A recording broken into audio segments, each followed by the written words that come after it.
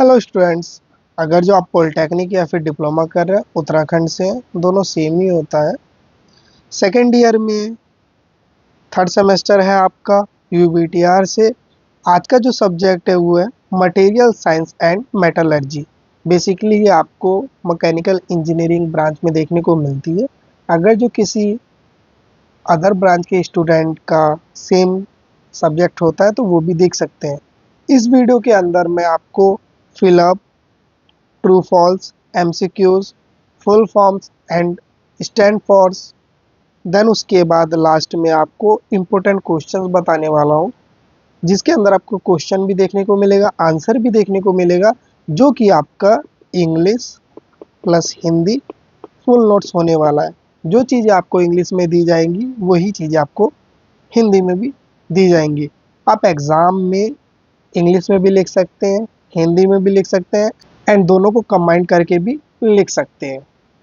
एक गलती नहीं करनी है कि एक लाइन इंग्लिश का लिख दिया, एक लाइन हिंदी की, ऐसे नहीं लिखना है। जैसे कि आपने हिंदी का कुछ लिखा, उसमें कुछ वर्ड आप इंग्लिश के भी लिख सकते हैं, ऐसे ही चल जाएगा। मतलब दोनों को मिक्स करके लिख सकते हैं। अगर जो आपने मेरी वर्कशॉप टेक्नोलॉजी की वीडियो नहीं देखी हो तो जाके देख सकते हैं। उसके अंदर मैंने आपको फिलअप, ट्रू फॉल्स, एमसीक्यूज, जो भी इम्पोर्टेंट चीज़ें हैं बता रखा है, जो कि आपका इंग्लिश प्लस हिंदी दोनों में है। तो आप जाके देख सकते हैं एंड जो भी क्वेश्चंस मैंने बताया उन्हें थोड़ा थोड़ा एक्सप्लेन भी किया है। शुरुआत करते हैं पहले इम्पोर्टेंट क्वेश्चन से, देन उसके बाद मैं वीडियो के एंड में फिलअप, ट्रू फॉल्स जो भी चीज़ें हैं लगा दूंगा। देन उसके बाद आपके जो क्वेश्चन आंसर होने वाले हैं वो भी लगा दूंगा, जो कि इंग्लिश और हिंदी दोनों में होगा। 4 से 5 सेकंड इंग्लिश का होगा, देन उसके बाद 4 से 5 सेकंड सेम चीज़ें हिंदी में होंगी, जिससे कि आप कंफ्यूज ना हो सकें। आइए वीडियो को शुरू करते हैं। पहला जो क्वेश्चन है वो देख लेंगे। पहला जो क्वेश्चन है आपका classification of metal and non metal. बहुत ही ज़्यादा इम्पोर्टेंट क्वेश्चन है। अगर जो क्वेश्चन पूरा पढ़ो तो मान लीजिए आप explain the classification of metal and non metal. Question video के एंड में आपको मिल जाएगा सभी। अभी जो क्वेश्चन का मेन पार्ट है मैं उसको यहाँ पे लेके आपको उसके तरीके से समझा देता हूँ। सारे जो भी क्वेश्चंस बताने वाला हूँ थोड़ा थोड़ा एक्सप्लेन करूँ। यहाँ पे जो भी क्वेश्चन मैं लिखने वाला हूँ उन सबको थोड़ा थोड़ा एक्सप्लेन कर दूंगा, जिससे कि आप थोड़ा सा समझ जाएं और पढ़ने में आपको कोई भी प्रॉब्लम ना हो। पहले हम देखेंगे कि मेटल क्या होता है, देन उसके बाद देखेंगे कि नॉन मेटल क्या होता है, देन उसके बाद देखेंगे कितने भागों में ये बटा हुआ है। पहले metal, then non metal, then उसके बाद क्लासिफिकेशन, जिससे कि आपको क्लियर हो जाए। पहले देखेंगे कि मेटल क्या होता है। मेटल समझ लेंगे। मेटल ऐसे पदार्थ होते हैं जो मजबूत होते हैं, चमकते हैं और जिनसे मशीनें, गाड़ियाँ, पुल और औजार बनाए जाते हैं। समझ में आया होगा कि मेटल क्या होता है। मेटल से आपने देखा होगा नल से लेके, पुल से लेके, बिल्डिंग से लेके बहुत सारी चीज़ों को बनाया जाता है। अब आप देखेंगे मेटल के कुछ उदाहरण देखेंगे, जैसे कि लोहा हो गया, तांबा हो गया, एल्युमिनियम हो गया। अब आप मेटल के कुछ पार्ट्स देख लेंगे, कितने टाइप्स के मेटल होते हैं। मेटल देखेंगे कितने टाइप्स के होते हैं। मेटल होते हैं यहाँ पे दो टाइप्स के। आपके दो टाइप्स के मेटल होते हैं, जिसमें कि आपका एक होता है फेरस मेटल, देन उसके बाद होता है दूसरा, वो होता है नॉन फेरस मेटल। जो फेरस मेटल होता है उसके अंदर आप देखेंगे जिन धातुओं में आयरन होता है उन्हें फेरस मेटल कहते हैं। कहने का मतलब है जिस भी मटेरियल के अंदर आपको लोहा देखने को मिलता है वो फेरस मटेरियल होता है, मतलब कि फेरस मेटल होता है। एंड जो नॉन मेटल होता है वो होता है आपका, अगर फेरस में आयरन है तो नॉन फेरस में क्या होगा ये बता देता हूँ आपको। फेरस का मैंने आपको बता दिया। फेरस के कुछ एग्जांपल बता देता हूँ, जैसे कि कास्ट आयरन हो गया, माइल्ड स्टील हो गया, स्टेनलेस स्टील हो गया। होप आपको समझ में आया होगा। अब जो आपका नॉन मेटल है वो बता देता हूँ। नॉन मेटल आप देखेंगे क्या होता है। जो नॉन फिरस होता है, नॉन फिरस के अंदर क्या होता है, आपका जो मेटल होता है जो कि आपका आयरन होता है, वो इसके अंदर आपको देखने को बिल्कुल भी नहीं मिलता है। फिरस के अंदर मेटल बता दिया, मेटल के दो टाइप्स होते हैं, फिरस एंड नॉन फिरस। फिरस में मेटल का पार्ट होता है जो कि आपका आयरन होता है, लोहा से चीज़ें बनी हो तो वो फिरस होगी, और जिसमें लोहा नहीं होता है वो नॉन फिरस होता है। कुछ एग्जांपल बता देता हूँ फिरस नॉन फिरस मटेरियल के। जैसे कि मान लीजिए, अगर फिरस में आयरन है तो नॉन फिरस में क्या होगा। अगर जो आप इसका उत्तर देखेंगे तो आयरन नहीं होगा। उदाहरण से जैसे कि कॉपर हो गया, उसके अंदर आपका आयरन नहीं होता। एल्युमिनियम हो गया, उसके अंदर आयरन नहीं होता है। जिंक हो गया, लीड हो गया, टीन हो गए, इन सब के अंदर आपको आयरन देखने को नहीं मिलता है। होप आपको समझ में आया होगा। अब आप देखेंगे कि नॉन मेटल क्या होता है। नॉन मेटल देखेंगे और नॉन मेटल के भी कितने टाइप है वो भी देखेंगे। नॉन मेटल, जो पदार्थ मेटल जैसे नहीं होते हैं उन्हें नॉन मेटल कहते हैं। ये सामान्यतः कमजोर होते हैं, बिजली कम चलाते हैं और इनमें चमक भी कम होती है। अगर जो आप नॉन मेटल के उदाहरण देखेंगे, ऑक्सीजन हो गया, नाइट्रोजन हो गया, कार्बन हो गया, सल्फर हो गया। अब आप नॉन मेटल के प्रकार देख लेंगे, नॉन मेटल के टाइप्स देख लेंगे। नॉन मेटल के अगर जो टाइप देखेंगे तो इसके अंदर आपको देखने को मिलता है, पहला जो है वो है सॉलिड नॉन मेटल, जो ठोस होते हैं जैसे कि कार्बन, सल्फर। अब बी देखेंगे, इसके अंदर जो सेकंड टाइप होता है वो होता है लिक्विड नॉन मेटल, जो तरल होते हैं जैसे कि ब्रोमाइन। सी टाइप देखेंगे इनका तो गैसियस नॉन मेटल, जो गैस के रूप में होते हैं जैसे कि ऑक्सीजन हो गया, नाइट्रोजन हो गया। होप आपको समझ में आया होगा। मैंने इसके अंदर आपको मेटल बताया, नॉन मेटल बताया। मेटल के कितने टाइप होते हैं, दो टाइप होते हैं, फिरस एंड नॉन फिरस। नॉन मेटल के तीन टाइप बताए मैंने आपको। तो आई होप, उम्मीद करता हूँ कि आपको समझ में आया होगा। वीडियो के एंड में जो नोट्स लगाने वाला हूँ वो बहुत ईजी होगा, आप इजीली उसे पढ़ सकते हैं। सेकंड मोस्ट इम्पोर्टेंट क्वेश्चन जो है वो देख लेंगे, स्ट्रेस, स्ट्रेन, यंग्स मॉड्यूलस। पहले आपको बता देता हूँ कि स्ट्रेस क्या होता है, देन स्ट्रेन क्या होता है, उसके बाद यंग मॉडुलस क्या होता है। पहले आप स्ट्रेस देखेंगे।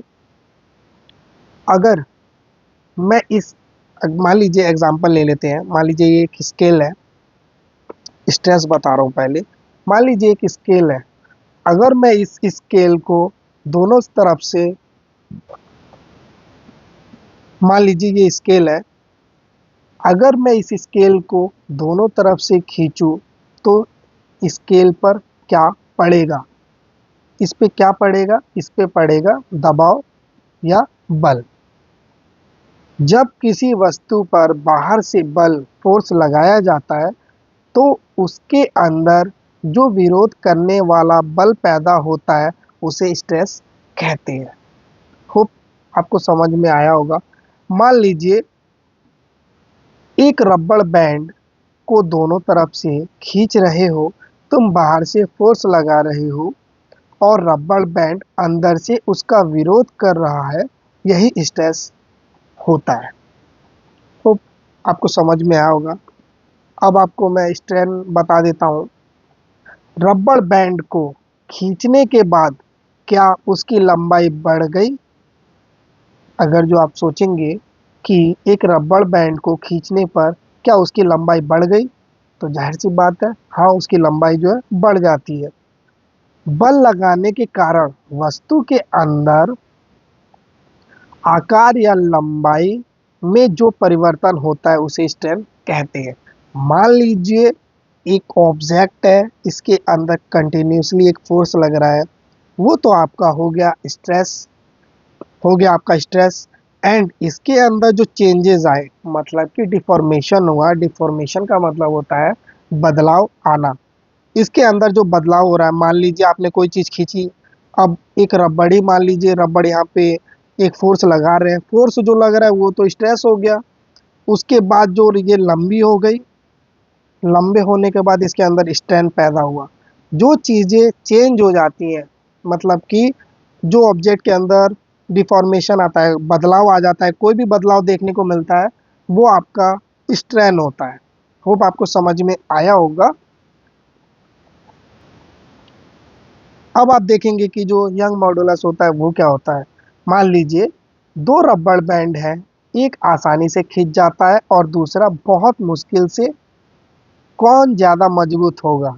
तो अगर जो इसका आंसर देखा जाए, जो मुश्किल से खिंचता है। यंग मॉडुलस का मतलब यही होता है किसी पदार्थ की मजबूती जैसे कि स्टिफनेस बताने वाली राशि को यंग मॉडुलस कहते हैं।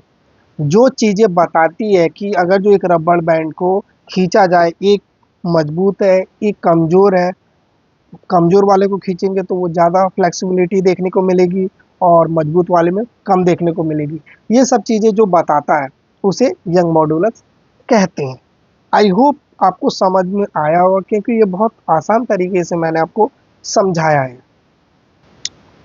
आपको थोड़ा-सा ना इनके अंदर डिफ़रेंस करके भी बताता हूँ तो आपको समझ में आया होगा। मान लीजिए स्ट्रेस है, वस्तु पर लगने वाला आंतरिक फ़ोर्स, आंतरिक बल। वहीं पे दूसरे साइड डिफरेंस में देखेंगे स्ट्रेन में लंबाई आकार में परिवर्तन मतलब इसके अंदर जो चेंजेस आते हैं। और वही यंग मॉडुलस के अंदर देखेंगे मटेरियल की मजबूती, स्टिफनेस जो बताता है। ठीक है। अब वहीं आप स्ट्रेस में देखेंगे तो फोर्स के कारण होता है, ये जो है फोर्स के कारण होता है। वहीं स्ट्रेन के अंदर डिफरेंस देखेंगे, स्ट्रेस के कारण होता है। अब इसमें जो मैंने आपको बताया था स्ट्रेस कंटिन्यूसली लगता है तो ये चेंज हो जाता है, इसके अंदर चेंजेस देखने को मिलते हैं। तो स्ट्रेस के कारण ये होता है। अब वहीं पे दूसरे हाथ पे देखेंगे यंग मॉडुलस। यंग मॉडुलस में क्या होता है, स्ट्रेस और स्ट्रेन का अनुपात मतलब कि जो उसके अंदर बताता है कि कितने चेंजेस आए, कितने चेंजेस नहीं आए, मजबूत वाला ज़्यादा फ्लेक्सिबल है या फिर कमज़ोर वाला ज़्यादा फ्लेक्सिबल है। जो चीज़ें वो बताता है वो यंग मॉडुलस है। इसका डिफरेंस भी यही है। होप आपको समझ में आया होगा क्योंकि बहुत आसान तरीके से समझाया है। तीसरा जो इम्पोर्टेंट क्वेश्चन है वो है आपका क्लासिफिकेशन ऑफ कास्ट आयरन। पहले हम देखेंगे कि कास्ट आयरन क्या होता है, देन उसके बाद ये कितने भागों में बटा हुआ है। पहले देखेंगे कि कास्ट आयरन क्या है, देन उसके बाद क्लासिफिकेशन को हम देखेंगे। कास्ट आयरन, कास्ट आयरन वह लोहा मिश्र धातु मतलब कि आयरन एलॉय है जिसमें कार्बन की मात्रा लगभग 2% से 4% होती है। इसमें सिलिकॉन, मैग्नीज, सल्फर और फास्फोरस भी थोड़ा मात्रा में पाया जाता है। यह आसानी से पिघल कर साँचे मतलब कि मोल्ड में ढल जाता है, इसलिए इसे कास्ट आयरन कहा जाता है। होप आपको समझ में आया होगा। एक बार और बता देता हूँ कास्ट आयरन। कास्ट आयरन वह लोहा आयरन एलॉय है जिसमें कार्बन की मात्रा लगभग 2 से 4% होता है। इसमें सिलिकॉन, मैग्नीज, सल्फर और फास्फोरस भी थोड़ा मात्रा में पाया जाता है। यह आसानी से पिघलकर साँचे में ढल जाता है, इसलिए इसे कास्ट आयरन कहा जाता है। अब आप इसका क्लासिफिकेशन देख लेंगे। Classification of cast iron, grey cast iron, white cast iron, malleable cast iron, ductile cast iron, chilled cast iron, ये इसके क्लासिफिकेशन है। वीडियो के एंड में आपको पूरे नोट्स मिल जाएंगे जो कि फुल एक्सप्लेनेशन के साथ होंगे, इंग्लिश प्लस हिंदी। देन उसके बाद जो नेक्स्ट इम्पोर्टेंट क्वेश्चन है वो है आपका properties of copper and use of copper बहुत ज़्यादा इम्पोर्टेंट है। जो प्रॉपर्टीज होती हैं कॉपर की, मतलब कि जो कॉपर के गुण होते हैं वो क्या होते हैं, इसके यूजेस क्या होते हैं, पहले मैं आपको बता देता हूँ कि कॉपर क्या होता है। देन उसके बाद हम इसकी प्रॉपर्टीज देखेंगे। देन उसके बाद हम इसके यूजेस देखेंगे। पहले देखेंगे हम कॉपर होता क्या है। कॉपर मतलब कि तांबा होता है, जैसा कि आप सब भी जानते हैं।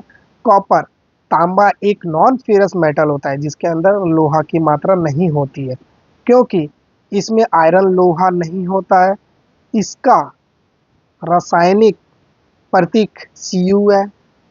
कॉपर बिजली और ऊष्मा का बहुत अच्छा चालक मतलब कि गुड कंडक्टर होता है, इसलिए इसका उपयोग इलेक्ट्रिकल और इलेक्ट्रॉनिक कार्यों में सबसे अधिक किया जाता है।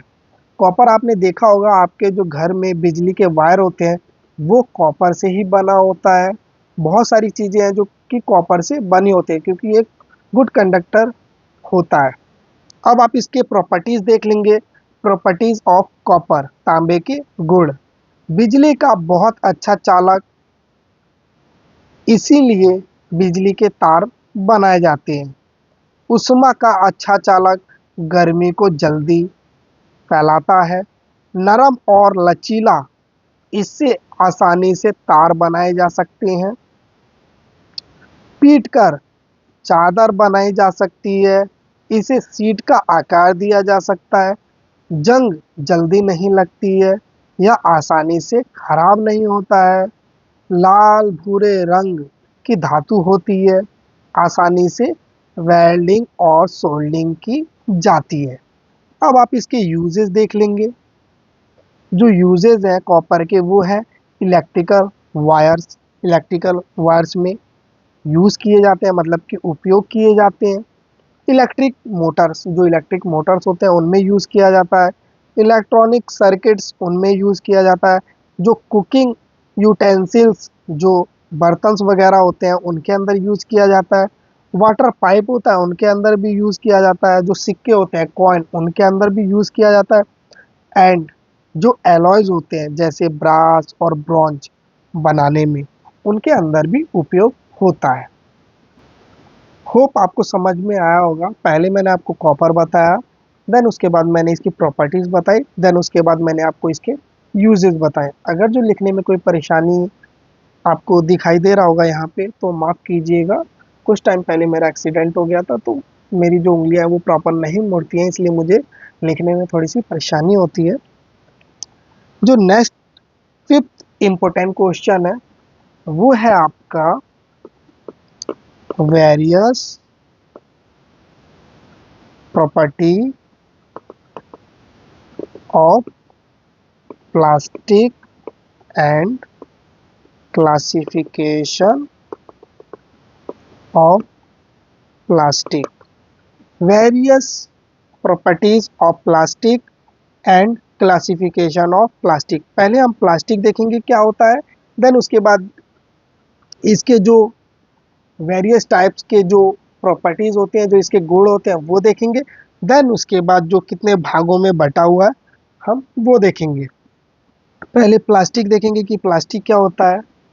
प्लास्टिक एक आर्टिफिशियल या सिंथेटिक पदार्थ है जिससे रसायनों मीन्स केमिकल से बनाया जाता है। इसे गर्म करके आसानी से अलग अलग आकार दिए जा सकते हैं, इसीलिए इसका उपयोग दैनिक जीवन से लेकर उद्योगों तक बहुत अधिक होता है। प्लास्टिक एक ऐसा पदार्थ है जिसे गर्म करने पर मनचाहे आकार में बनाया जा सकता है, जैसे पानी की बोतल हो गई, बाल्टी, कुर्सी हो गया, पाइप हो गया और खिलौने हो गए। होप आपको समझ में आया होगा। अब इसके जो वेरियस प्रॉपर्टीज होती हैं वो देख लेंगे हम। जो प्लास्टिक के प्रॉपर्टीज है वो देख लेंगे। वेरियस प्रॉपर्टीज ऑफ प्लास्टिक, जो इसकी प्रॉपर्टीज होती हैं, इनके जो प्रॉपर्टीज होते हैं वो देख लेंगे। ये हल्का होता है, लाइट वेट होता है, कोरोजन रेजिस्टेंस होता है, पुअर कंडक्टर ऑफ इलेक्ट्रिसिटी देखने को इसके अंदर मिलती है। उष्मा का खराब चालक मतलब कि पुअर कंडक्टर ऑफ हीट, आसानी से आकार दिया जा सकता है, इजी टू मोल्ड, मजबूत और टिकाऊ, strong and durable, low cost होता है इसके अंदर, available available in different colours. अब मैं आपको इसकी क्लासिफिकेशन बता देता हूँ कि क्लासिफिकेशन ऑफ प्लास्टिक क्या होता है। क्लासिफिकेशन ऑफ प्लास्टिक देखेंगे कितने भागों में बटा हुआ है। पहला जो भाग है इसका, जो पहला टाइप है वो है थर्मोप्लास्टिक। थर्मोप्लास्टिक क्या होता है वो बता देता हूँ।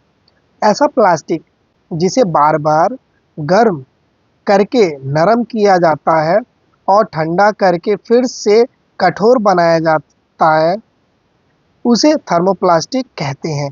जैसे कि पीवीसी हो गया, पॉलीथीन हो गया, पॉलीप्रोपिलीन हो गया, नायलॉन हो गया। इसके उपयोग क्या है? पानी की पाइप हो गए, बोतल हो गया, खिलौने हो गए, वायरल की इंसुलिन को समझ में आया होगा। इसका जो दूसरा टाइप है वो है थर्मोसेटिंग प्लास्टिक।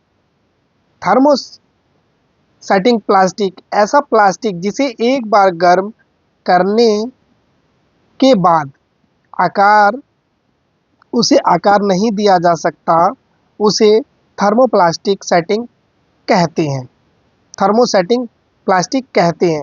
जैसे कि बैकलाइट हो गया, मेलामाइन हो गया, एपॉक्सी रेजिन हो गया। जैसे कि उपयोग में देखेंगे इसका इलेक्ट्रिक स्विच बन जाते हैं, प्लग बनता है, सॉकेट बनता है। होप आपको समझ में आया होगा। अगर जो आप दोनों के डिफरेंस देखेंगे, जो कि थर्मो प्लास्टिक हो गया या फिर थर्मोसेटिंग प्लास्टिक हो गया, तो दोनों का थोड़ा थोड़ा डिफरेंस देख लेंगे। जो थर्मोप्लास्टिक होता है बार बार गर्म किया जा सकता है, लेकिन जो थर्मोसेटिंग होता है एक बार ही आकार दिया जा सकता है। जो थर्मोप्लास्टिक होता है दोबारा पिघल जाता है, लेकिन जो दूसरा होता है आपका थर्मोसेटिंग प्लास्टिक दोबारा नहीं पिघलता है। जो थर्मोस प्लास्टिक होता है रिसाइकलिंग आसान होता है, लेकिन जो थर्मोसेटिंग प्लास्टिक होता है रिसाइकलिंग कठिन होता है। जो नेक्स्ट इम्पोर्टेंट क्वेश्चन है वो बहुत ज़्यादा इम्पोर्टेंट है, वो है आपका वेरियस कॉज ऑफ कोरोजन। बहुत ही ज़्यादा इम्पोर्टेंट क्वेश्चन है। कोरोजन क्या है पहले वो बताऊंगा, 100% आपको एग्जाम में देखने को मिलेगा। एंड जो वेरियस कॉजेज है मतलब कि इसके जो कारण है कोरोजन होने के, वो क्या है और कोरोजन क्या होता है वो भी आपको बताने वाला हूँ।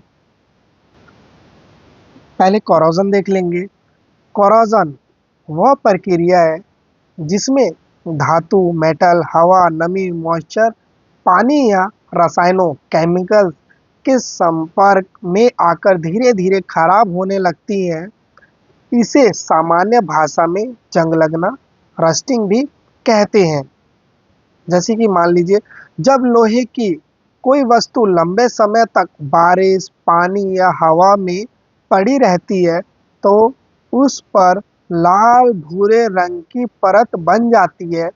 इसे ही कोरोजन या जंग लगना कहते हैं। अब इसके वेरियस कॉजेज देख लेंगे आप। Various causes of corrosion, presence of moisture, अगर जो वहाँ पे नमी होगी तब भी कोरोजन हो जाएगा आपका। जो दूसरा इसका कॉज है वो है प्रेजेंस ऑफ ऑक्सीजन, अगर जो वहाँ पे ऑक्सीजन होगा वो खुले में होगा, हवा में मौजूद ऑक्सीजन धातु के साथ प्रक्रिया करके ऑक्साइड बनाती है जिससे कोरोजन होता है। जैसे कि मान लीजिए लोहे पर आयरन ऑक्साइड रस्ट बनता है। तीसरा जो है प्रेजेंस ऑफ सॉल्ट, नमक की उपस्थिति, समुद्री पानी या नमक वाली जगहों पर धातु में जंग जल्दी लगता है। उदाहरण, समुद्र के पास लगी लोहे की रेलिंग जल्दी खराब हो जाती है।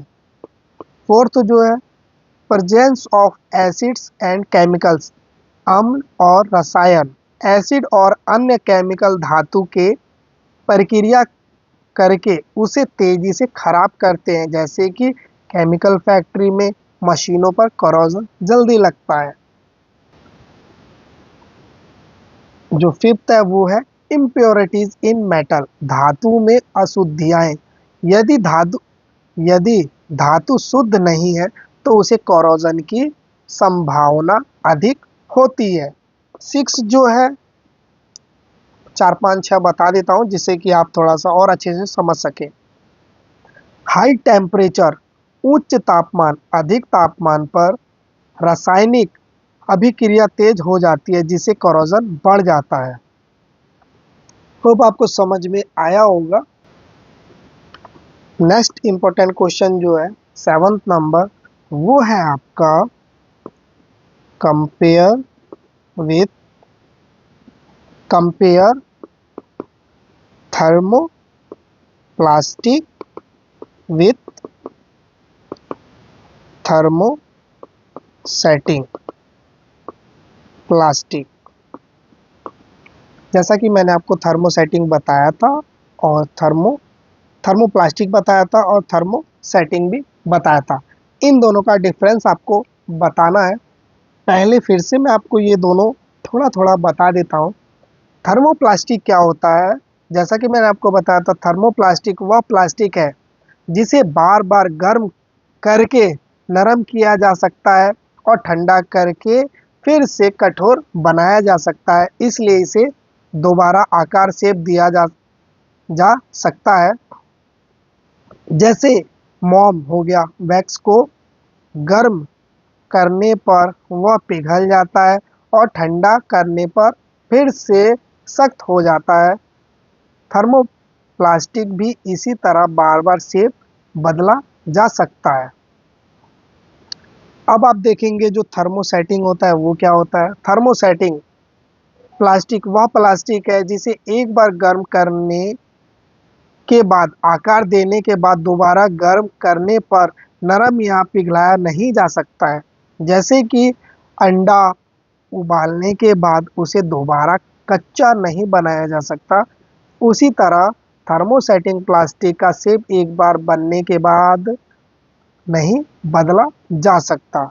अब दोनों के आप डिफरेंस देख लेंगे। थर्मोप्लास्टिक बार बार गर्म करके नया आकार दिया जा सकता है। थर्मोसेटिंग एक बार आकार देने के बाद दोबारा आकार नहीं दिया जा सकता। थर्मोप्लास्टिक गर्म करने पर नरम हो जाता है। थर्मोसेटिंग गर्म करने पर नरम नहीं होता, जल सकता है।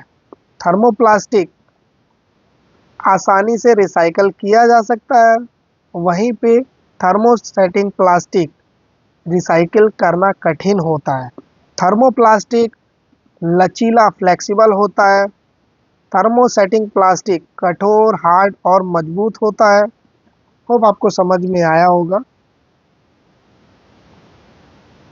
अब मैं आपको नेक्स्ट इम्पोर्टेंट क्वेश्चन बताने जा रहा हूँ, 8 नंबर। ये बहुत ज़्यादा इम्पोर्टेंट है और आपको एग्जाम में देखने को मिलेगा भी। How to composite are classified. How to composite are classified. जो कंपोजिट मटेरियल्स होते हैं उन्हें कैसे क्लासिफाइड किया जाता है। पहले देखेंगे कि कंपोजिट होता क्या है, देन उसके बाद इसके जो क्लासिफाइड है, क्लासिफिकेशन है, वो हम देखेंगे। पहले हम देखेंगे कि कंपोजिट होता क्या है। कंपोजिट मेटल मतलब सॉरी कंपोजिट मटेरियल वह मटेरियल होता है जो दो या दो से अधिक अलग अलग मटेरियल्स को मिलाकर बनाया जाता है ताकि नए मटेरियल में बेहतर गुण, स्ट्रेंथ, लाइट वेट, ड्यूरेबिलिटी आदि प्राप्त की जा सके। समझ में आया होगा। दो मेटल्स को मिलाकर बनाया जाता है जिससे कि जो उसकी मटेरियल की जो प्रॉपर्टीज़ होती है उसमें चेंजेस की जाए, जैसे कि उसका स्ट्रेंथ बढ़ जाए, उसकी जो ड्यूरेबिलिटी है वो बढ़ जाए, लाइट वेट हो जाए, स्ट्रेंथ बढ़ जाए, इसलिए कंपोजिट किया जाता है। समझ में आओगा। अब आप इसका क्लासिफिकेशन देख लेंगे। क्लासिफिकेशन ऑफ कंपोजिट मटेरियल्स, पहला जो है वो है पार्टिकल रेनफोर्स कंपोजिट। जिस कंपोजिट मटेरियल में छोटे छोटे कण पार्टिकल्स मिलाए जाते हैं उसे पार्टिकल रेनफोर्स्ड कंपोजिट कहते हैं, जैसे कि कंक्रीट हो गया, सीमेंटेड कार्बाइड हो गया। इसके उपयोग क्या है? Building constructions building constructions cutting tools में उपयोग किए जाते हैं। दूसरा जो है वो है फाइबर रेनफोर्स्ड कंपोजिट। जिस कंपोजिट मटेरियल में फाइबर रेसे मिलाए जाते हैं ताकि उसकी स्ट्रेंथ बढ़ जाए उसे फाइबर रेनफोर्स्ड कंपोजिट कहते हैं। उदाहरण फाइबर ग्लास हो गया, कार्बन फाइबर कंपोजिट। इसके उपयोग क्या है? जैसे कि एयरक्राफ्ट में होता है उपयोग, कार बॉडी में उपयोग होता है, स्पोर्ट्स इक्विपमेंट में यूज होता है। तीसरा जो है लेमिनार कंपोजिट। जिस कंपोजिट मटेरियल में दो या दो से अधिक परतों जिस कंपोजिट मटेरियल में दो या अधिक परतों लेयर्स को जोड़कर बनाया जाता है उसे लैमिनार कंपोजिट कहते हैं। जैसे कि प्लाईवुड प्लाईवुड आपने देखा होगा, बेड की जो प्लाई होती है कैसे उसको जोड़ जोड़ के बनाया जाता है। लैमिनेटेड ग्लास उपयोग क्या है? फर्नीचर, व्हीकल विंडशील्ड हो गए, डोर्स हो गए। होप आपको समझ में आया होगा। जो नेक्स्ट इम्पोर्टेंट क्वेश्चन है ये बहुत ज़्यादा ही इम्पोर्टेंट है, तो इसको आप थोड़ा सा ध्यान से देखिएगा। Write the properties and application of duralumin. Duralumin क्या होता है? बहुत ज़्यादा इम्पोर्टेंट और एग्जाम में भी आता है ये क्वेश्चन, अलग अलग तरीके से आता है। डूरालुमीन क्या होता है, इसके एप्लीकेशन क्या है और इसके प्रॉपर्टीज़ क्या है। पहले हम डूरालुमीन देखेंगे क्या होता है, देन उसके बाद प्रॉपर्टीज़ देखेंगे एंड देन उसके बाद हम इसके एप्लीकेशंस देखेंगे।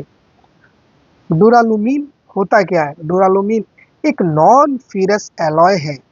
यह मुख्य रूप से एल्युमिनियम में कॉपर, मैग्नीशियम और मैंगनीज मिलाकर बनाया जाता है।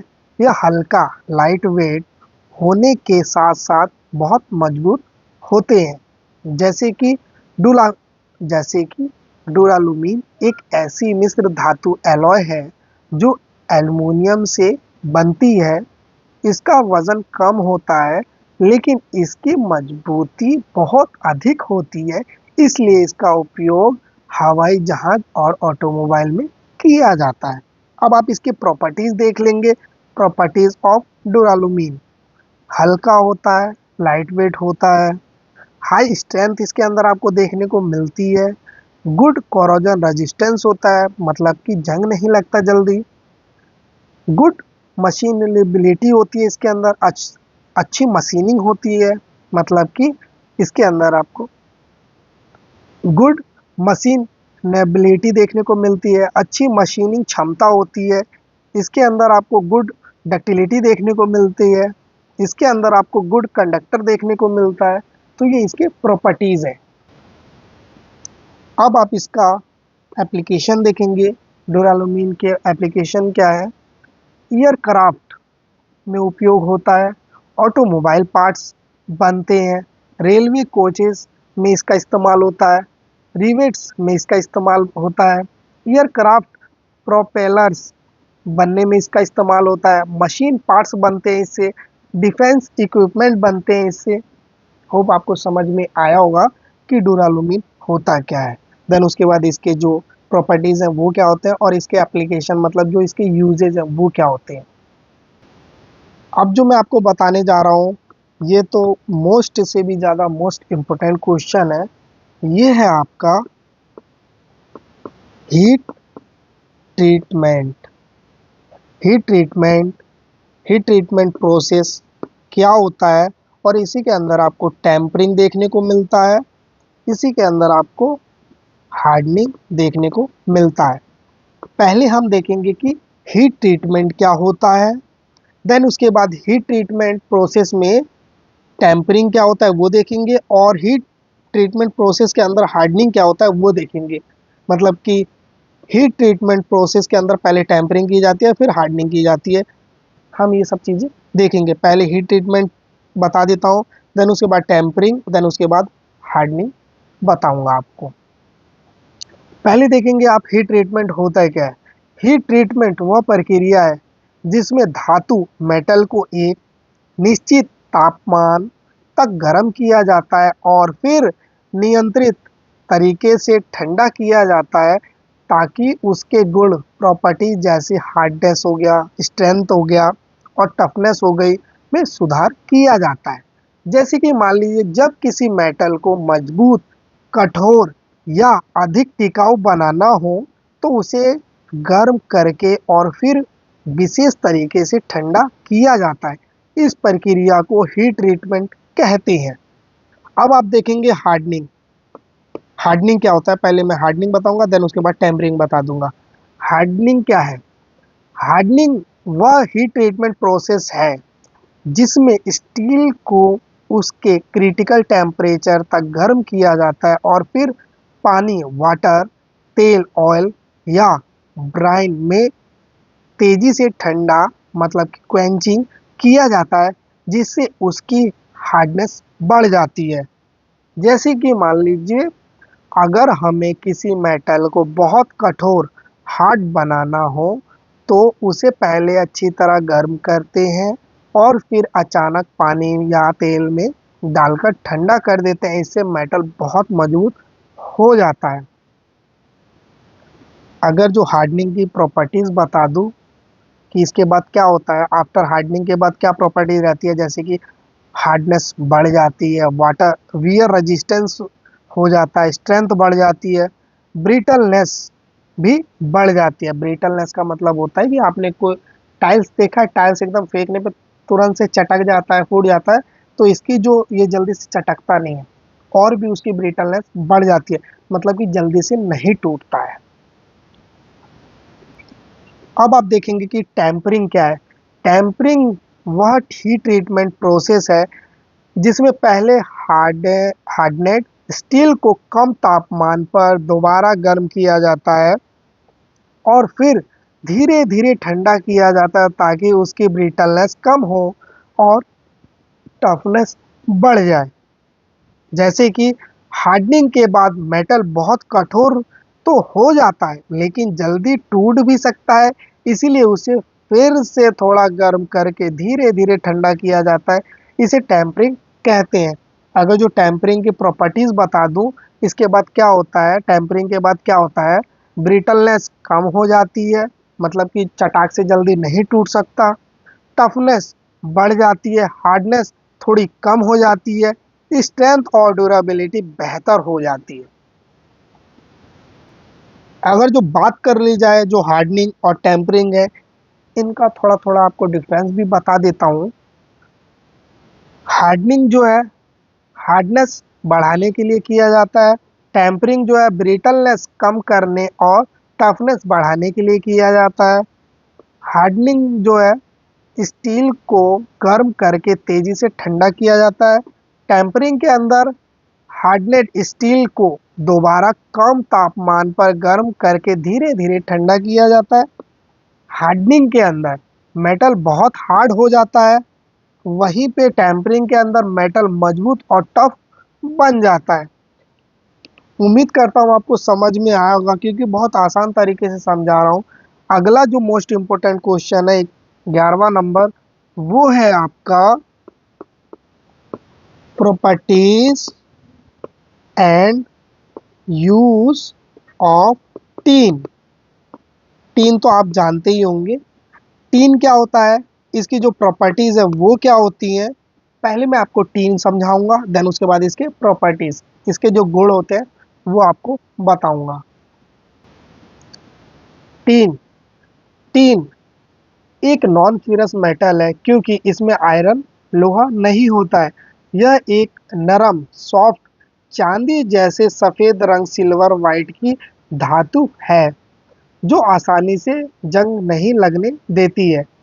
जैसे कि टीन एक ऐसी धातु है जो जल्दी जंग नहीं लगने देती है, इसलिए इसका उपयोग लोहे पर परत कोटिंग चढ़ाने और खाने के डिब्बे फूड कैंस बनाने में किया जाता है। अगर जो आप इसकी प्रॉपर्टीज देखेंगे तो प्रॉपर्टीज होती हैं जैसे कि ये सॉफ्ट मेटल होता है, कोरोजन रेजिस्टेंस होता है, मेलेबल होता है, डक्टाइल होता है, लो मेल्टिंग पॉइंट होता है इसके अंदर, नॉन टॉक्सिक होता है ये।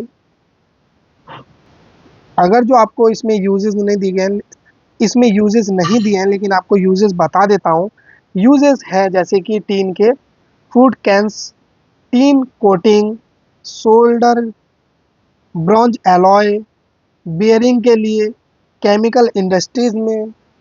होप आपको समझ में आया होगा। अब जो नेक्स्ट इम्पोर्टेंट क्वेश्चन है ये भी बहुत ज़्यादा ज़रूरी है क्योंकि ये भी इससे ही रिलेट करता है।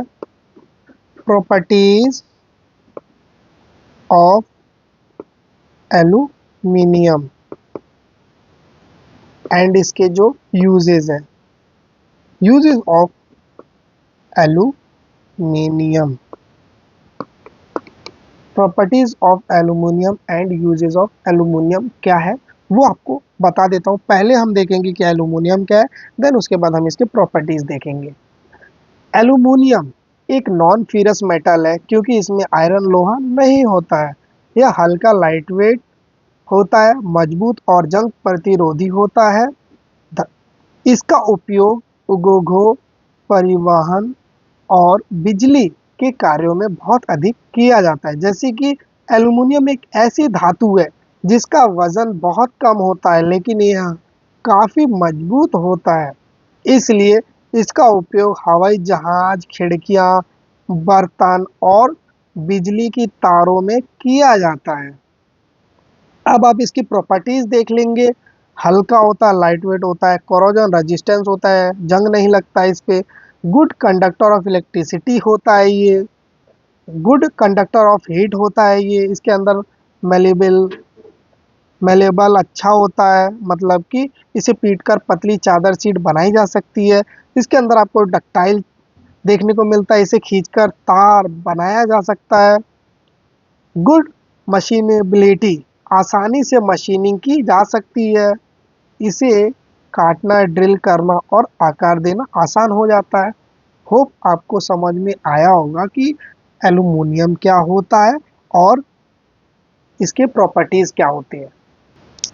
जो नेक्स्ट इम्पोर्टेंट क्वेश्चन है वो बहुत ही ज़्यादा इम्पोर्टेंट है। यहाँ पे देखेंगे कि जो एलॉय होता है वो क्या होता है। एलॉय क्या होता है ये देख लेंगे, बहुत ज़्यादा इम्पोर्टेंट है। ये एक क्वेश्चन देखने को मिलता ही मिलता है।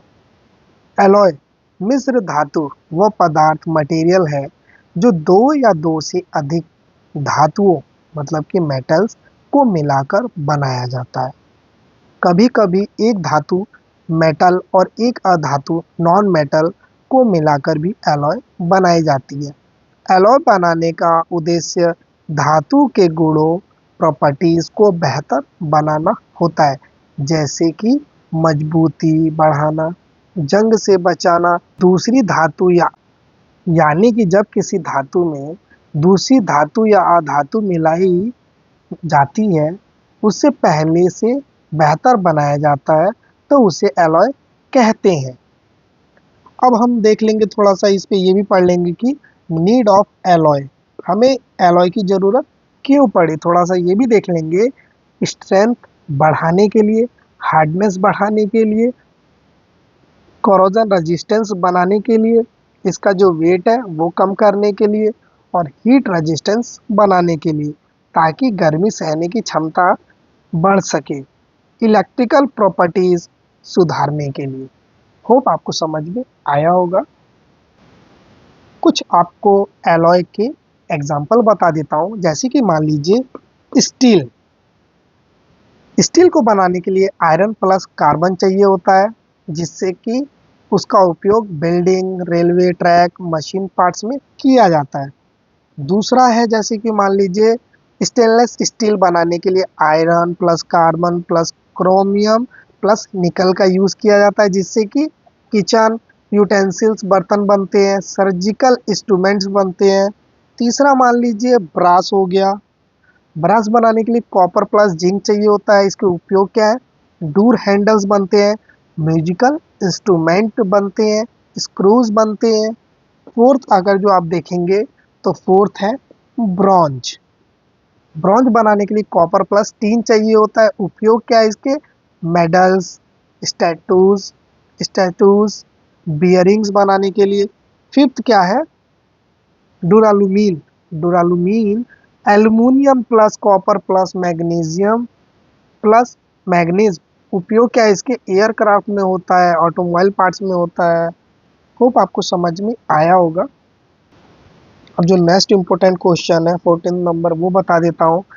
ये थोड़ा सा ज़्यादा ही इम्पोर्टेंट है, क्योंकि ये वाला जो क्वेश्चन है आपको एग्जाम में देखने को मिलता ही मिलता है। जो एनिलिंग नॉर्मलाइजिंग के जो डिफरेंस है वो देख लेंगे कि एनिलिंग क्या होता है और नॉर्मलाइजिंग क्या होता है। पहले दोनों को डिफाइन करता हूँ, देन दोनों का डिफरेंस बताऊंगा। एनिलिंग क्या होता है? एनिलिंग एक हीट ट्रीटमेंट प्रोसेस है जिसमें धातु मेटल को उचित तापमान क्रिटिकल टेम्परेचर तक गर्म किया जाता है और फर्नेस के अंदर, फर्नेस मतलब भट्टी होता है, के अंदर बहुत धीरे धीरे ठंडा किया जाता है। इसे धातु नरम सॉफ्ट हो जाता है, उसे उसके अंदर का स्ट्रेस कम हो जाता है। जैसे कि मान लीजिए अगर कोई मेटल बहुत हार्ड हो गया है और उसे काटने, मोड़ने या मशीनिंग करने में दिक्कत हो रही है तो एनिलिंग की जाती है। इससे मेटल नरम हो जाता है और उस पर काम करना आसान हो जाता है। समझ गए होंगे। अब नॉर्मलाइजिंग बता देता हूँ आपको। नॉर्मलाइजिंग एक हीट ट्रीटमेंट प्रोसेस है जिसमें धातु को क्रिटिकल टेम्परेचर तक गर्म किया जाता है और खुली हवा जैसे कि एयर में ठंडा किया जाता है। इससे धातु की स्ट्रेंथ और टफनेस बढ़ जाती है, उसका ग्रेन स्ट्रक्चर यूनिफॉर्म हो जाता है। अब दोनों का आप थोड़ा सा डिफरेंस देख लेंगे। जो एनिलिंग होता है वो फर्नेस में धीरे धीरे ठंडा किया जाता है। नॉर्मलाइजिंग खुली हवा में ठंडा किया जाता है। एनिलिंग मेटल को सॉफ्ट बनाने के लिए किया जाता है। नॉर्मलाइजिंग मेटल को स्ट्रांग और टफनेस बनाने के लिए किया जाता है। एनिलिंग के अंदर इंटरनल स्ट्रेस कम होता है, लेकिन जो नॉर्मलाइजिंग है उसके अंदर ग्रेन स्ट्रक्चर को यूनिफॉर्म बनाना होता है। एनिलिंग के अंदर हार्डनेस कम हो जाती है, वहीं पे नॉर्मलाइजिंग के अंदर हार्डनेस एनिलिंग से अधिक होती है। एनिलिंग के अंदर मशीनिंग आसान हो जाती है, नॉर्मलाइजिंग के अंदर मैकेनिकल प्रॉपर्टीज बेहतर हो जाती है। एनिलिंग के अंदर कूलिंग बहुत स्लो होती है, लेकिन नॉर्मलाइजिंग के अंदर कूलिंग एनिलिंग से तेज की जाती है। होप आपको समझ में आया होगा। बियरिंग मेटल, जैसा कि मैंने आपको बताया, जैसा मान लीजिए साइकिल का आपने जो टायर देखा है उसके पीछे जो ऐसे लगा रहता है, इसी के अंदर आपका टायर लगा रहता है। इसके अंदर आपके छोटे छोटे छर्रे होते हैं जो कि ऐसे छोटे छोटे गोल गोल से बॉल्स होते हैं, वही बियरिंग होती हैं। तो बियरिंग मेटल की बात हो रही है। बियरिंग मेटल वह धा जैसा कि मैंने आपको बताया था, बियरिंग मेटल वह धातु मेटल या मिश्र धातु एलॉय होती है। जैसा कि मान लीजिए अगर मशीन के दो पार्ट्स बिना बियरिंग के आपस में घूमेंगे तो क्या होगा? बहुत ज़्यादा फ्रिक्शन होगा, पार्ट्स जल्दी घिस जाएंगे, मशीन गर्म हो जाएगी, मशीन खराब हो सकती है। इसी घर्षण को कम करने के लिए बियरिंग का उपयोग किया जाता है और बियरिंग बनाने के लिए जिस धातु या मिश्र धातु का उपयोग होता है उसे बियरिंग मेटल कहते हैं। अब आप इसकी प्रॉपर्टीज भी देख लेंगे जिससे कि और भी चीज़ें क्लियर हो जाए। प्रॉपर्टीज देख लेंगे। लो फ्रिक्शन देखने को मिलता है, गुड वियर रेजिस्टेंस होता है, हाई कंप्रेसिव स्ट्रेंथ होती है, गुड थर्मल कंडक्टिविटी होती है, कोरोजन रेजिस्टेंस होता है जिसमें जंग नहीं लगता, कंफर्ट गुड कन्फॉर्मेबिलिटी होती है, आकार के अनुसार बैठने की क्षमता, गुड एम्बेडेबिलिटी होती है, धूल कणों से समा लेने की क्षमता, होप आपको समझ में आया होगा। कुछ एग्जांपल बता दूं, अगर जो आप इसके एग्जांपल देखेंगे तो जैसे कि मान लीजिए Babbitt metal, bronze, phosphorus, bronze, phosphor, bronze, copper lead alloy, aluminium alloy. अब इसके यूजेस देख लीजिए, यूजेस क्या होते हैं। मोटर बियरिंग होती है, ऑटोमोबाइल इंजन होते हैं, पंप्स हो गए, फैंस हो गए, टरबाइन्स हो गए, इन सब में इसका उपयोग होता है। होप आपको समझ में आया होगा। जैसा कि जो पाउडर मेटलर्जी है वो क्या देख लेंगे, और सेंटरिंग क्या है वो भी देख लेंगे। जो पाउडर मेटलर्जी है वो बता देता हूँ थोड़ा आपको। पाउडर मेटलर्जी वह निर्माण प्रक्रिया प्रोसेस है, मैन्युफैक्चरिंग प्रोसेस है, जिसमें धातु के बारीक चूर्ण, मतलब कि जो मेटल का पाउडर होता है उसे बनाकर को साँचे डाई के अंदर भरकर उच्च तापमान, हाई प्रेशर दबाव से की जाती है, और फिर उस तापमान, हाई टेम्परेचर पर गर्म किया जाता है ताकि वह एक ठोस मजबूत भाग, सॉलिड कंपोनेंट बन जाए। इस गर्म करने की प्रक्रिया को सिंटरिंग कहते हैं। मान लीजिए कि अब हम जो मेटल का पाउडर है उसको दबा के उसे गर्म किया जाता है, उसे तो सिंटरिंग बोलते हैं। लेकिन जो ये पूरा प्रोसेस होता है मेटलर्जी का, उसे मेटलर्जी कहते हैं। मेटलर्जी का मतलब होता है कि जो पाउडर का जो चूर्ण होता है, चूर्ण की तरह होता है, उसको डाई के अंदर हाई प्रेशर से दबा के उसे गर्म किया जाता है, उसे पाउडर मेटलर्जी कहा जाता है। अगर हमें कोई मशीन का पार्ट बनाना हो तो क्या हमें धातु को पिघलाना जरूरी है? बिल्कुल भी नहीं। पाउडर मेटलर्जी में धातु को पिघलाया नहीं जाता, पहले उसे बारीक पाउडर बनाया जाता है, फिर उस पाउडर को डाई में भरकर दबाया जाता है, और दबाने के बाद गर्म किया जाता है। गर्म करने के बाद पाउडर के कण आपस में जुड़ जाते हैं और एक मजबूत पार्ट बन के आ जाते हैं। कुछ स्टेप्स देख लेंगे आप। जो स्टेप्स होते हैं पाउडर मेटलर्जी के: प्रिपरेशन ऑफ मेटल पाउडरलर्जी, प्रिपरेशन ऑफ मेटल पाउडर, धातु का पाउडर बनाना, मिक्सिंग करना, कंपैक्शन दबाना, सिंटरिंग, डूबे हुए पार्ट को उच्च तापमान पर गर्म किया जाता है ताकि पाउडर के कण आपस में मजबूती से जुड़ सकें।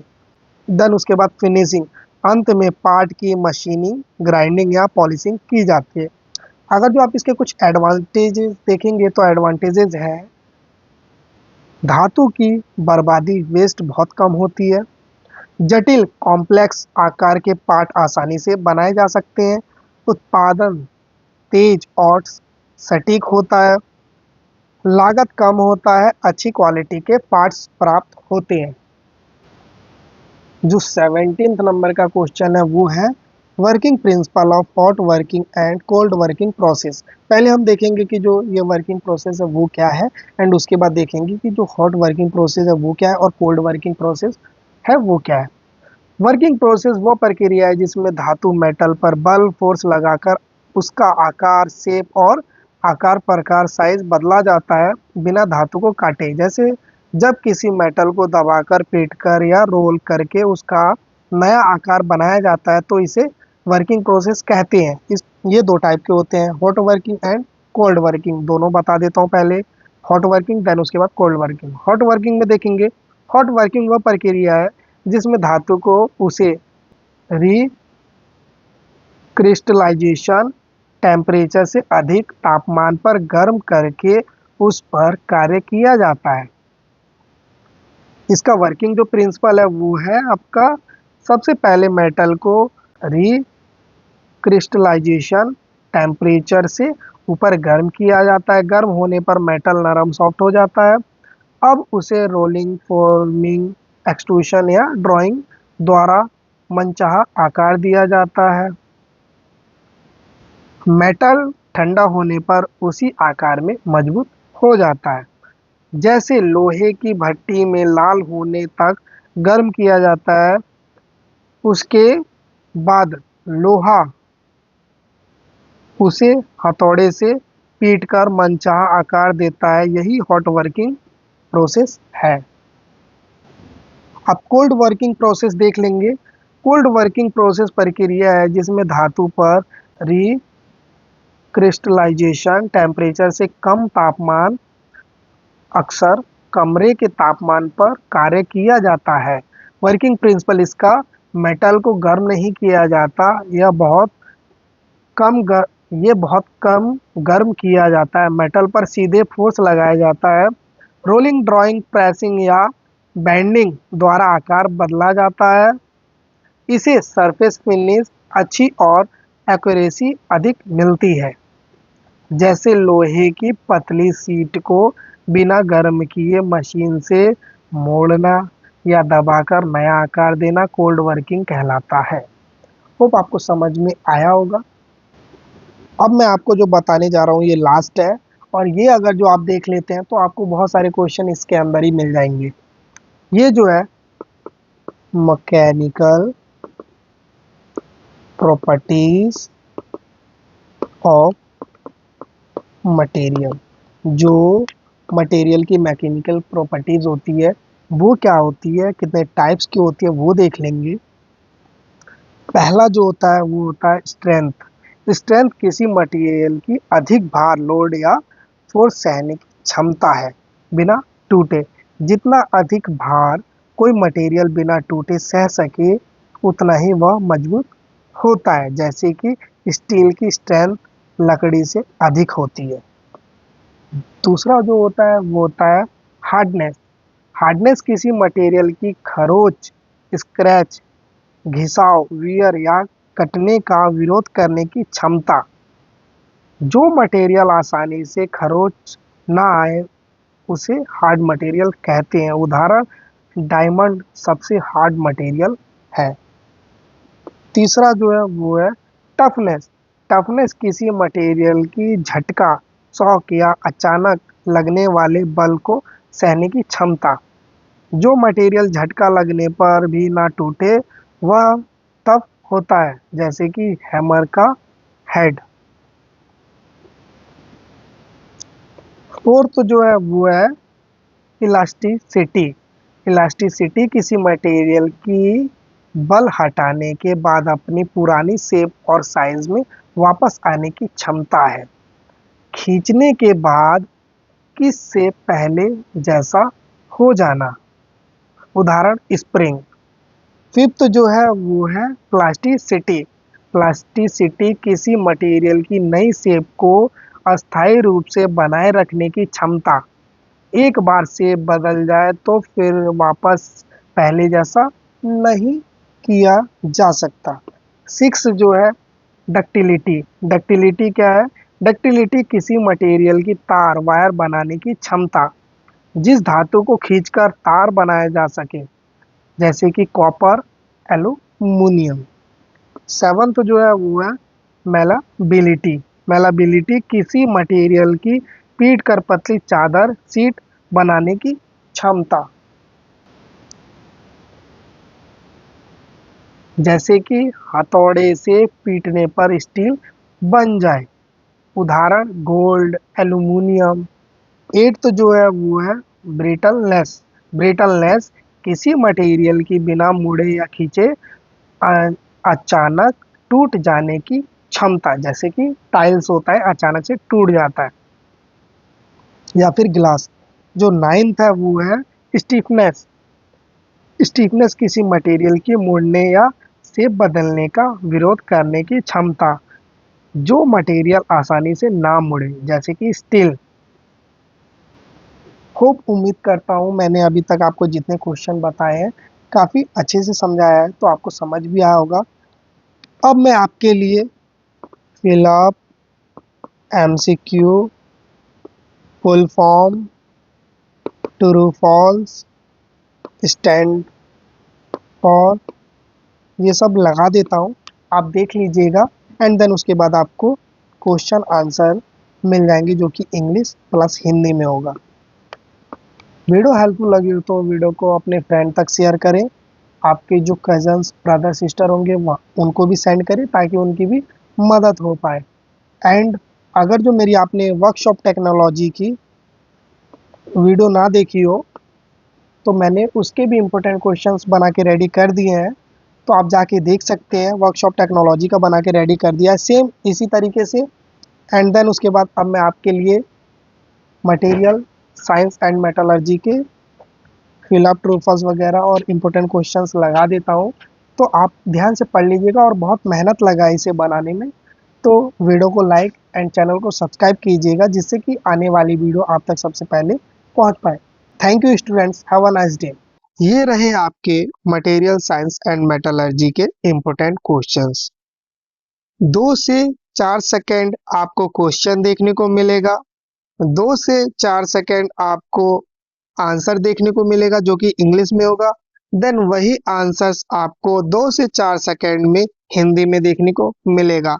इंग्लिश और हिंदी दोनों में दिया हुआ है सेम क्वेश्चन सेम आंसर, जिससे कि आपको पढ़ने में कोई भी प्रॉब्लम का सामना ना करना पड़े। यहाँ पे इंग्लिश में मैंने क्वेश्चन दिया हुआ है, देन उसका जो भी आंसर्स है वो मैंने हिंदी और इंग्लिश दोनों में दिया हुआ है।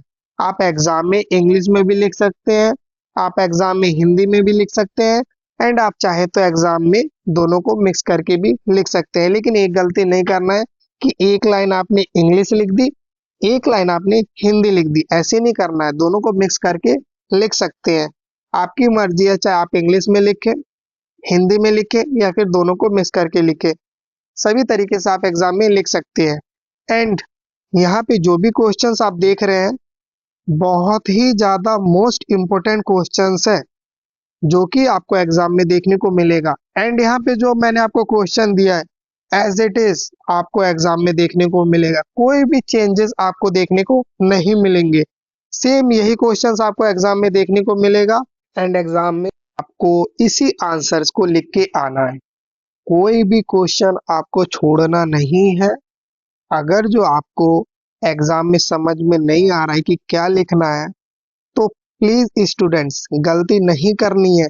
कुछ ना कुछ उस क्वेश्चन से रिलेटेड अगर जो आप जानते हैं तो लिख के आएंगे, तभी आपको नंबर मिलेंगे। अदरवाइज आप लिख के नहीं आएंगे तो टीचर्स आपको नंबर नहीं देते हैं। नंबर्स उन्हीं को मिलते हैं जो कि लिख के आते हैं। अगर जो आपको कोई भी चीज नहीं समझ आएगी स्टूडेंट्स, तो आप कमेंट में मैसेज कर सकते हैं। आपकी जो भी प्रॉब्लम्स होगी मैं कोशिश करूंगा उसे रिजॉल्व करने की। यहाँ पे जो भी क्वेश्चंस देख रहे हैं इनको आपको लिख लेना है। जो भी इंग्लिश का पार्ट है, हिंदी का पार्ट है, आप चाहे तो लिख के पढ़ सकते हैं, या फिर वीडियो को चला के भी पढ़ सकते हैं, या फिर आप चाहें तो स्क्रीनशॉट ले सकते हैं, जिससे कि आप चाहें तो फ्री टाइम में इसे पढ़ सकते हैं। अगर जो आप इन्हें पढ़ लेते हैं आपको कुछ और देखने पढ़ने की जरूरत नहीं पड़ेगी, क्योंकि यहाँ पे जो भी चीजें मैंने आपको दी है, जो भी क्वेश्चंस है, जो भी true false fill ups MCQs full forms है, वो बहुत ज़्यादा इम्पोर्टेंट है। और इन्हें बनाने के लिए मुझे बहुत समय लगा है। एक एक क्वेश्चंस एक एक फिलअप्स ट्रू फॉल्स बनाने में बहुत समय लगा है, यहाँ पे लिखने में समय लगा है आपके लिए। तो प्लीज इनको पढ़ लेना है। अगर जो आप पढ़ लेते हैं तो बहुत अच्छा खासा स्कोर कर पाएंगे। और कोई भी चीजें आपको समझ में नहीं आती है तो आप कमेंट कर दीजिएगा कि आपको ये क्वेश्चन नहीं समझ में आया, या फिर अगर जो आपको किसी और सब्जेक्ट के important questions true false fill ups चाहिए होंगे तो भी आप कमेंट कर सकते हैं, चाहे आप किसी भी ब्रांच के हो, mechanical, electrical, computer science, automobile, electrical, civil, किसी भी ब्रांच के हैं। अगर जो आपको इंपॉर्टेंट क्वेश्चंस की वीडियो चाहिए होगी तो आप बता दीजिएगा, मैं आपके लिए बना के प्रिपेयर कर दूंगा। एंड इसके बाद मैं बाकी जो 4 सब्जेक्ट बचे हैं उनकी भी बना के जल्द से जल्द अपलोड कर दूंगा, जिससे कि आप पढ़ लें और एग्जाम में बहुत अच्छे खासे स्कोर कर पाएं। वर्कशॉप टेक्नोलॉजी का मैंने बना के रेडी कर दिया है, और ये मटेरियल साइंस एंड मेटलर्जी का है। तो 2 सब्जेक्ट कंप्लीट हो चुके हैं, बचे 4 सब्जेक्ट, उन्हें भी जल्द बना दूंगा। देन उसके बाद मैं 5th सेमेस्टर के लिए बनाऊंगा। देन उसके बाद मैं 1st सेमेस्टर के लिए बनाऊंगा। जो भी ब्रांच के स्टूडेंट है 1st सेमेस्टर में, चाहे किसी भी ब्रांच के स्टूडेंट है, 1st सेमेस्टर में सबका पेपर सेम आता है, सबको सेम चीजें पढ़नी होती हैं। जब आप 3rd सेमेस्टर में जाएंगे तो आपके जो ब्रांचेस है वो डिवाइड हो जाते हैं, आप जिस ब्रांच के हैं उसी ब्रांच की पढ़ते हैं। तो 1st सेमेस्टर के लिए मैं बहुत जल्द बनाने वाला हूँ इंपॉर्टेंट क्वेश्चंस, अगर जो आप चैनल पे नए हैं तो चैनल को सब्सक्राइब कर लीजिए जिससे कि आने वाली वीडियो का नोटिफिकेशन आप मिस ना कर पाए। अगर जो आप सब्सक्राइब नहीं करते हैं तो मेरी जो भी आने वाली वीडियोस होंगी वो आप तक नहीं पहुंच पाएंगी। तो चैनल को सब्सक्राइब कर लीजिए जिससे कि आने वाली वीडियो आप तक सबसे पहले पहुंच पाए। ये रहे एमसीक्यूज, जैसे कि मैंने बताया था वीडियो के एंड में आपको देखने को मिल जाएगा।